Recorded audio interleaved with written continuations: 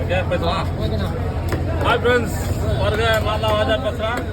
வந்து பல்வார் கட் நண்டு கிராப், இங்கிலீஷில் கிராப்னு சொல்லுவாங்க. வேறு லெவல் சூப்பராக இருக்கும், ரொம்ப அருமையான நண்டு. இது வந்து அப்படியே சூப்பராக கிரேவி பண்ணலாம்.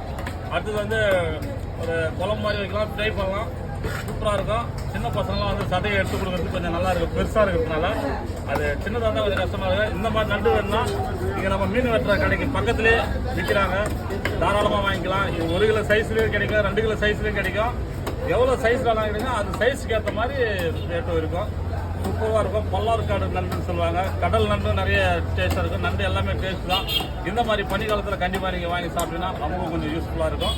ரொம்ப ரொம்ப அருமையாக இருக்கும். பல்லார்காடு நண்டு மஜாவாக இருக்கிற பாருங்க. இதை கட் பண்ணல, அப்படியே போகுது, சூப்பராக இருக்கும். அப்படியே மறக்காமல் ஒரு லைக் ஒன்று போட்டுருங்க. புதுசாக பார்க்குறத சப்ஸ்கிரைப் பண்ணுங்கள்.